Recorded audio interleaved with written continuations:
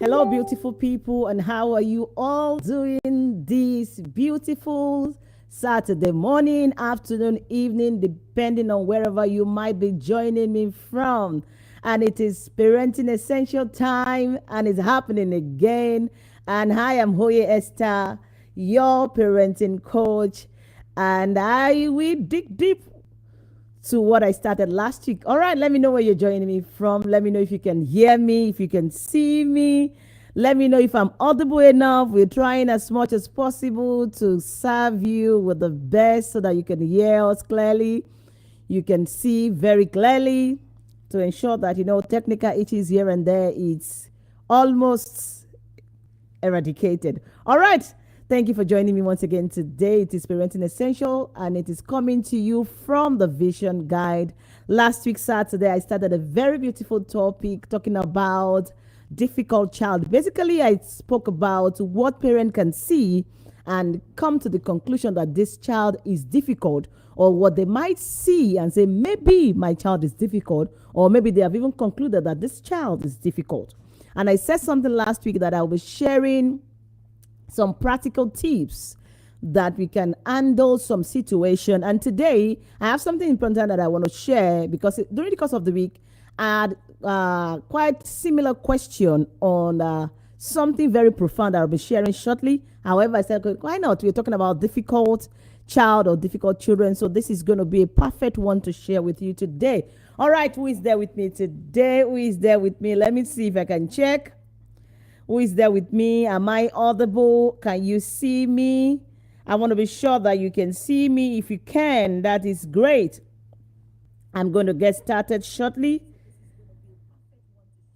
Let me try to share also on. Let me see if I can invite people to join us today. It promises to be an amazing time today. Join in. Let's talk about something very important. And I got this question like a couple of times this particular weekends. It is something that we need to share because I've seen parents oftentimes call their children names on this particular regard. And I'll be sharing that shortly. And we are going to check ourselves to know if we are doing the right thing on this.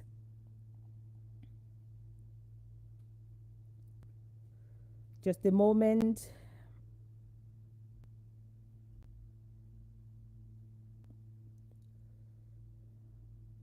Okay. Okay, are you there? Can you see me? Can you hear me? If you are there, let me know that you are there. And let's do this today. And I'm just going to paraphrase a question because it's been like not from one person, not from two persons. So I'm just going to paraphrase the question so that we can get idea of what I want to give a guide on. You get idea of what I want to give a guide on.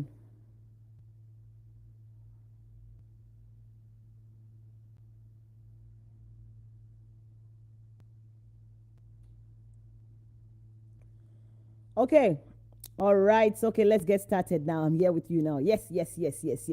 So this question is a common question, and I think I've seen this kind of question like a couple of times, and it's like a kind of recurrence this week, like parent asking that when they maybe they say their toddler is stealing, or maybe a toddler, early school year or middle school child. So this can be different, but let's concentrate on toddler and early school year children. That how can they instill discipline in a toddler or an early school year child who is taking what does not belong to him or her? And I'm saying that in the right way because parents will say, my child is stealing. What can I do to discipline that child? I've spoken to that child many times. I've spanked the child. I've done a lot of things. What can I do? So this can be maybe toddler or early school year. And this what I'm going to share also can work for your middle school child. So I just want you to know that there are ways that we can go about these things instead of calling our children thief. There are ways that we can go about this. If you are not careful, you might end up damaging that child in the name of you want to discipline the child. Yes, it's good that you're looking for help. It's good that you're seeking help on that child who is taking what does not belong to the child. I will not say the way the parent will say it. The parent will say stealing, but I'm saying the child is taking what does not belong to him or her. All right, can we learn something from that instead of saying my child is stealing? Are you sure the child is stealing? What you're sure about at this moment is that child is taking what does not belong to him. You're sure that the child is taking what does not belong to her, but I can say confidently that you're not sure if that child is stealing. All right, please pay attention if you're here and if you're going to be watching this later. I want to say, well, this. I'm just giving you this for free. It's a very great skill that you need to learn as a parent, especially if you have a child who is going through a phase of taking what does not belong to him or her. All right, so the question is, how can I discipline a child when they take something that does not belong to them? They can take anything that does not belong to them. It can be their friends, their classmates, resources, books, pencil. It can even go as far as their classmates' food. So how can a parent discipline such a child? How? So this is a very common question, and because we're talking about difficult children, and I know many parents are going through this phase, automatically they're just going to say this child is difficult. I've spoken to you, you don't take what does not belong to you. I even spanked the child. So definitely you're already having that tag, difficult child. So, and I said today, let's go practical, and I'm going to be taking you through a step. Please, if you are here and maybe you don't even need this because your child they've never taken what does not belong to them, but if you learn this, do you know you can save somebody? We say hand in hand together we stand. It is not for you. It's not the time for you to just say, I want to screw off. My children are okay. We save one, we save another. One step at a time, one child at a time. So learn this today. You might be helping a mother in need. You might be privileged to be helping a father in need. So never say never. I don't need it. Never say I don't need it. All right. Ow. You've tried everything. How can you get this skill that you want them to learn pass across to them? How can you get the best behavior out of your child? So, but I want you to know something very important as I go through the steps is for you to know that discipline a child or a toddler who is exhibiting stealing behavior require a very sensitive skill, a very sensitive parent who is well skilled and know how to deliver. There is difference between you knowing the skill, I know what to do, and you don't know how to deliver appropriately. So when it comes to this case of a child taking what does not belong to them, you don't just need to be skilled alone, but you need to know how to deliver the message. Don't forget, we are talking about, at this point, I want to assume you understand the child you're dealing with.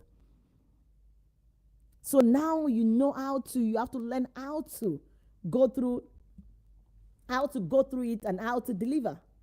It is very, very important at this point. All right, so you have to really, really understand the approach you're going to be using. You have to study. You don't have to rush into anything. Understand the approach that you're going to be using. And also you have to acknowledge the child's developmental stage. At this point, I am not talking about age. When we are talking about toddler, we know the age group. When we're talking about early school year, you know age bracket. But beyond the age, as a parent, we want to help a child who is exhibiting, taking what does not belong to them. You have to understand what stage is my child at this point. Because when it comes to stealing, it goes a long way. There's quite a lot of things that happen with children that exhibit this with their developmental process. Because taking what does not belong to a child can be a phase in their developmental process. And that is why you have to be patient to understand what is happening and understand the best strategy you can use for this particular child. Yes, I mean this particular child. So you have to really you have to be patient to understand. And you have to remember that this is going to have a process. It's going to take a process. The fact that you said it today does not mean the child is going to stop today. There are ways and steps that you're going to go through it. And it's going to take a phase, a process.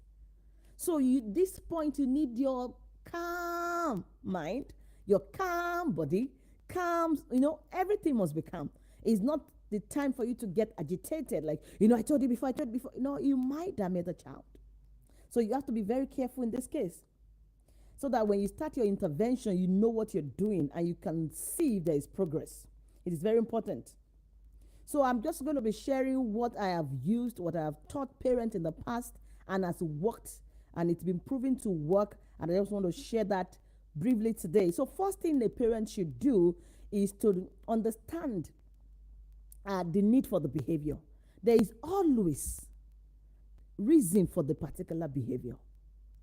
Oh, I give my child everything. That's not what I'm saying.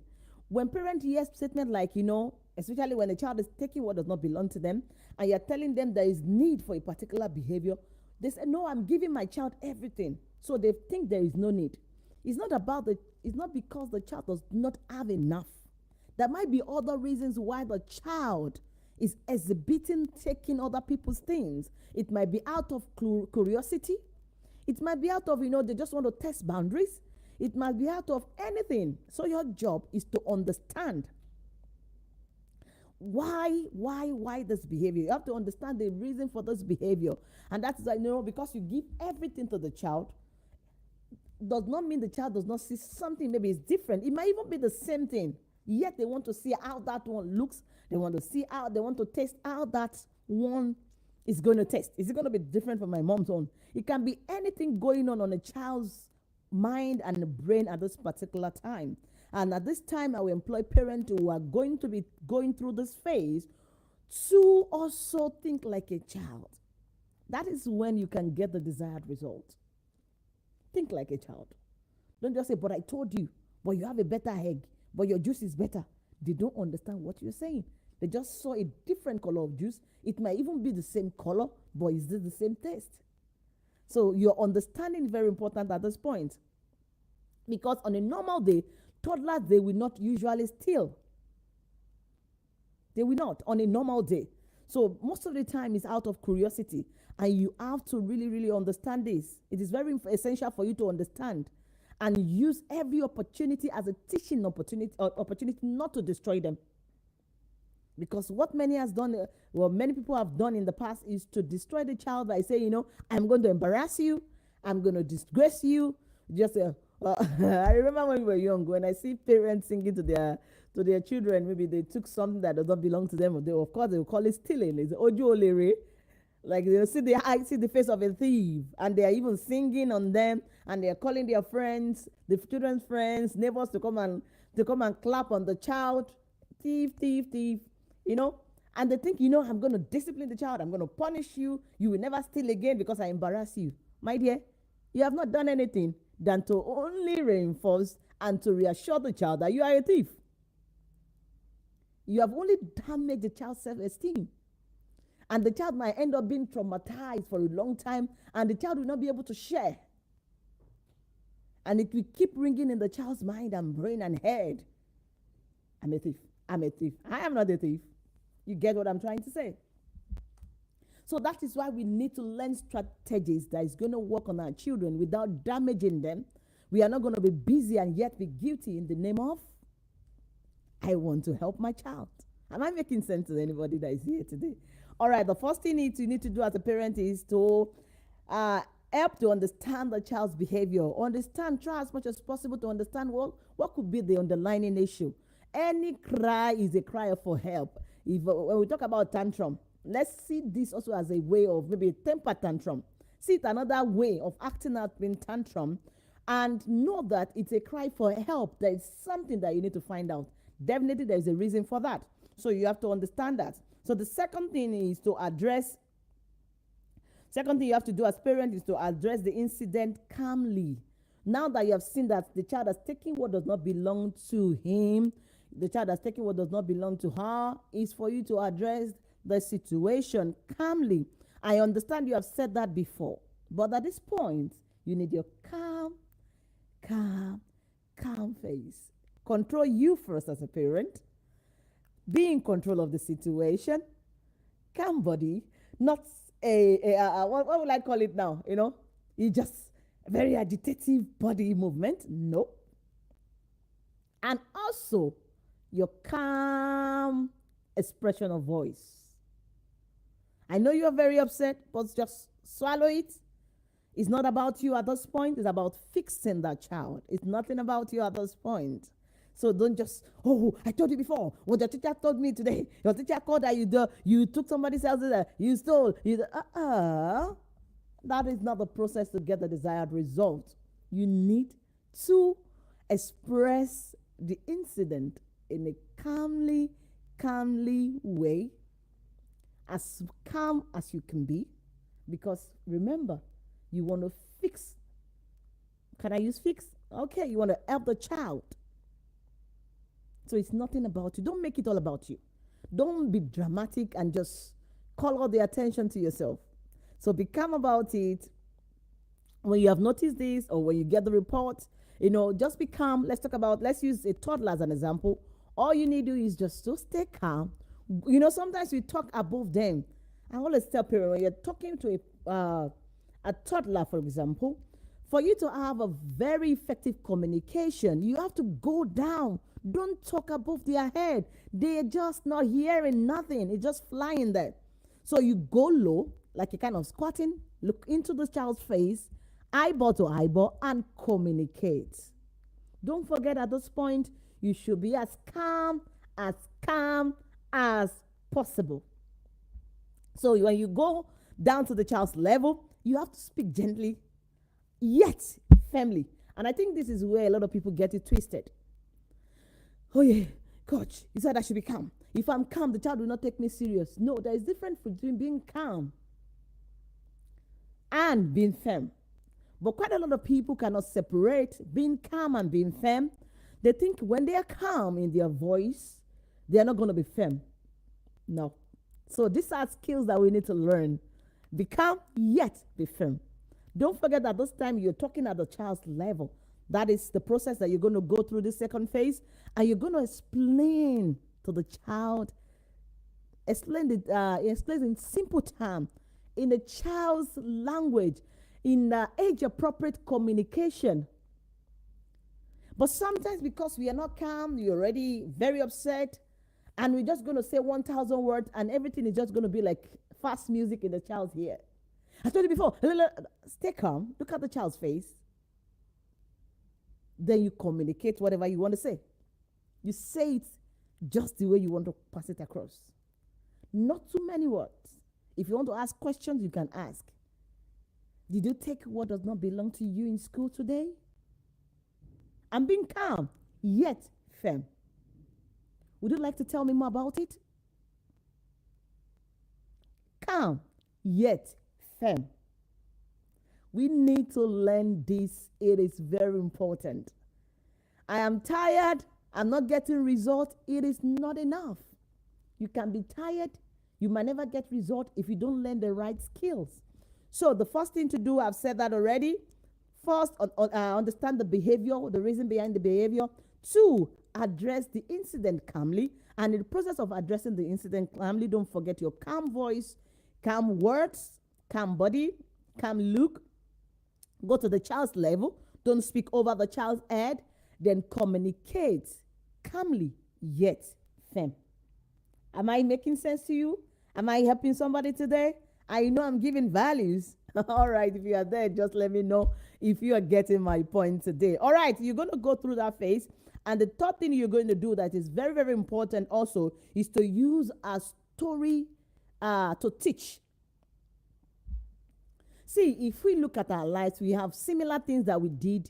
Whatever our children is doing that we want to teach them the right behavior or expected behavior, there's something that we can actually relate. And one of the best ways to teach our children is to help us to teach them through our own experiences, maybe our past mistakes, something that happened as a child. This is the time that comes in. You have done all your best. You think you have explained to the child. So remember something that happened when you were a child. This is the time for you to say, there was a time that you don't have to cook all a story if it doesn't exist, but there's always something that you can use to pass across the message out. I remember when I was young, I took what does not belong to me, but thank God my mom taught me why I do not have to pick what does not belong to me. And I'm happy today that I listened. I listened and I'm a better person today. Share the fun something that happened. Maybe it was embarrassing for you. Maybe it was really, you were calmly taught. Just use yourself as an example. Maybe you have never stolen before. This is not the time that, I never stole in my life. I never stole in my life. Calm down. If you look at it, maybe you did something. It might not be direct stealing. Maybe you did something. Okay, let's assume you have not taken something before. So it's not the time to say, I never stole before. I don't know why you're doing this. You can just share a story. You can look for a storybook. Wrap it around it. It doesn't have to be directly about you, actually. But there's always a storybook for children that is going to teach them values. Don't forget, you're still teaching. And it's all about the values that you want your child to get. So just ensure you use a story to teach. The child is going to live to remember it. When you use a story to teach that child that is going through the phase of exhibiting, taking what does not belong to him, you tend to teach and communicate better rather than using 1 million words, 1,000 words that doesn't make any sense to that child. All right. What next? Because I need to finish this today quickly. I want to teach these particular skills today, and let's see if we're going to continue this next week. All right. The next thing you're going to do is to encourage empathy and problem solving. After you've used story to teach that child, you have to encourage empathy. It is very important. Encourage problem solving. And how can you encourage empathy in this way? One of the ways and one of the things that you can say to a child who is exhibiting, taking what does not belong, stealing, is for you to say, how will you feel if some of your friends just come to you and take everything that you have, your books, what does not yours? How will you feel? How would that make you feel? Maybe you go to school with your lunchbox, but before you know it, you open the lunchbox and you met nothing in the box. How will you feel? All gone. This is how you're going to help a child, a toddler, a early school year child to think, okay, I'll feel bad, mommy. So also, the person you're taking something from, that is how they feel. That's how they feel. They're not happy because they didn't ask you to take it. So you are encouraging empathy in that way. And you're going to be asking the child the question, let them give you the solution. When you do this, getting the feedback from the child, you are encouraging problem solving. You are letting them see clarity on empathy. And this is very important for you to do. And this is also going to help them to understand the importance of their action. Sometimes until you get to this stage, we are coming from one step to the other. Until you get to this particular step, a child might not even understand that what they are doing it can hurt anybody. Until you take it easy, don't forget, that means if you get to this stage and you're getting the desired result, it means you maintain calmness. Oh, I didn't know. I just took it. I didn't know that it was going to be sad. I was not planning to make anybody sad. Oh, now I see. This is the stage they get to understand what is happening. I said it before, you cannot say that child is stealing, but they're taking what does not belong to them. This is the point that you get to know that they are not actually stealing, they're just curious. They're just being inquisitive.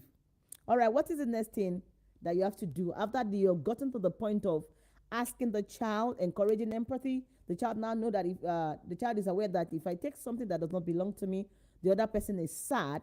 The next thing that you have to do is to return the items together. Yeah. This is not the time that, I'm shy. When you get to school tomorrow, just go and give them. No, you are in this together at this point. And maybe you open the child's bag, or a child that is exhibiting stealing, you open the bag, you can see a pencil, a book that does not belong to the child. Of course, you know what you got for your child. A bottle that does not belong to the child. After you have gone through these steps, it is time to say, tomorrow we are going to get back to your class. You're going to give this back to your friend and apologize. Now you know better. So you're not going to do this alone. I am with you in this. We're going to go to your class together and we're going to return it to your friend. It's a tough step. But if you go through these things, this will be the story of the past. So you're going to go and return it together. And you'll be right there and your child is going to apologize. This is where a lot of parents will say, Coach, I cannot do this. Never. Everybody will now be looking at me that the mother of a thief. It's in your head. That child is not a thief. It was a developmental process, a stage in life. So when you are doing your parenting right and you are so concerned about what people will say, you might never get the desired result. Can I say that again? If you're on this intentional parenting journey with vision and you're doing it right, and you also want to listen to what others are saying about you or your child, you might never get the desired result. So after you have done these things, you are almost there. You are almost there. So after you have done these things, you return back. The child is going to call the other child's name, maybe Bookie or James, Paul. This is your bottle. I apologize. Don't tell them to say sorry until they are actually aware of why they are saying sorry. I always tell parents, hey, go and say sorry to. Don't always push your kids to go and say sorry. Do they understand why they're sorry? At this point, I want to believe you have gone through the step with a calmness, and at this point, they've realized that they're actually sorry. So at this point, the child should be able to say, sorry, James, I took your bottle home yesterday. I didn't mean to get you upset. I will not do that again. They understand. Not because you gave them the words like they are acting a drama. I hope, am I making sense to you? So after this, what is next? You are almost done. You are almost done. How do we now stop the hearts not to become a reoccurrence? Is for you to set a clear rule. Your rules must be clear. Now you are going to help the child to clear. You have a clear rule, and you have to provide a lot of alternative for the child. If you you get to say, if you need anything else, you can tell me, you can tell your dad, or you can tell me as your mom, and we're going to see what we can do about it. I'm not saying you should tell the child, if you want something, tell me, we get it for you. No, that is not what I'm saying. Be careful at this point, because we are working on something and we don't want to destroy our children. So when you say to a child, when you need something, don't take what does not belong to you. Just tell me, I will give it to you. What if the child is telling you what you cannot afford, or what you are not ready to get at the moment, or what does not align with your family values? So this is the way you say, let us know. We will see what we can do about it. And if you need something from somebody else, just ask them first. If they say, okay, then you can have it. This is not the time to start teaching the child. I know we don't have the time to be breaking these stages down. This is where some people want to give the rule. We don't eat from outside. This is not the rule at this time. A child has been taking somebody's food. It is not the time to say, we are okay, this is parenting essential. I can't go deeper than this. But I'm sure this is going to help somebody. If you need anything, you can ask the owner. And if the owner say it's okay to have it, then you can have it. These are strict rules that you have to use at home. And the child is going to also remember outside. And the desired result will be guaranteed. So you have to be careful about this. If you mess the process up, you might not. But if you sincerely and calmly, not making it about you, like, how dare my child sticks, how dare my child is that, our self-ego. If all that can be left out, you're going to get the desired result. So make sure that your rules are clear. At this point, you begin to see result. You can see the child begin to ask you, even if they don't. Some children are not used to asking to take something around the house. The child begin to ask you, Mommy, can I have chocolate on the table? Maybe in the kitchen. Can I take a banana? As simple as that. You begin to see. And also you begin to check. Maybe in your house, you don't even know how many things you put in a particular place, because you have sufficient is a lot. So for a particular child that is exhibiting this, you don't do that anymore. That is when you can do your tracking at home. Let me know if you want to take an apple. Let me know. So you get to know if the child is coming to you. Mommy, I'm about to take an apple. Is that okay? Mommy, can I have 2 chocolates? Can I have cookie? So this is where, but at our home now, why do my child have to ask me? Not a child that is exhibiting stealing. Because you're tracking, you want to know if there is progress. So these are the things I begin to do, that you begin to see if there is progress in this process. You are almost done. By the time you get to the stage of the child asking, you can pat yourself at the back. Well done. You begin to greet yourself that, you are a skilled parent who has shown a kind of level of, can I say masteries at this point? At least level of competence. That's better. So, what is the next thing to do at this stage? Is this the final stage? No, that is not the final stage. Then you proceed to praise honesty. When they do something genuinely and you can see it, you begin to praise it. Oh, well done. For example, you're giving rules. When you go to the kitchen and you need something, please ask before you take it, and the child comes to you, Mommy, can I take 2 cookies? Oh, sure. Well done. That was good. Thank you for asking. You begin to praise their honesty. And they can come home and tell you, Mommy, I saw, for example, maybe James in their class. James was having egg and I did not have egg today. I didn't go to school with egg and I wanted egg. And I asked James, James, can I have your egg? And James said yes. And I ate James's egg. And I said, thank you, James. This is not the time to say, but I told you not to eat outside. Are we getting the point? I told you not to eat from anybody. No, that is not the time to say that. You can't teach all these kids together. You have to move one step at a time. It is time to say, well done, that was good. And for saying thank you to James for sharing, that was awesome of you. Well done. You praise their honesty. You praise their honesty. That is the next phase. All right, I need to rush quickly so that we can finish this. We are almost at the end. You are almost at the end. If you have any question regarding this, please just send us a DM. I'll be glad to help you out. If you need more practical tips on this regarding this, and it's a little bit private, and you don't want to ask your question here online, it's fine. Just send us a DM. I'll try as much as possible to help you out. But it's beyond something that I'm teaching here. Don't forget that you have to pay. If it's something that is too personal and it's beyond what I'm teaching on Parenting Essential, you have to pay for consultation. But on a general note, if it is justice, I can guide you for free. All right. So what is the next thing to do is avoid negative label. Never, ever come back and use the past experience to say, because the child has done something now, maybe something else. The child is progressing. You can see progress. You can see results. And the child now did something different entirely, not taking somebody else's. Maybe the child disobeying some particular thing. Then you want to now use a past label. You that used to take, you that you are a thief. Never, ever do that. You're going to destroy that child. Your job is to build the child. Your job is to unfold the child. Your job is to get the best out of that child, not to damage that child. Those statements are just going to damage that child. And the few last step is for you to be a role model. I want to stop. Be a role model. Sometimes we don't know why our children are doing something, but we are also doing things that they can see. It might be little. You go to a party together, and there's the wine on the table. That wine is for everybody. It's the one there. But you quickly pick the wine and put in the bag. It's first come, first serve. No, the child can see. Your child can see that it's not about, they put that wine there for everybody. Why do you have to take the wine on the round table and take it home? The child can see. These things does not make sense to you. Maybe because you actually paid heavily for the party, for the event, for the outfit. You think you are paid is your right. But you're destroying the child. So this is where you be a role model.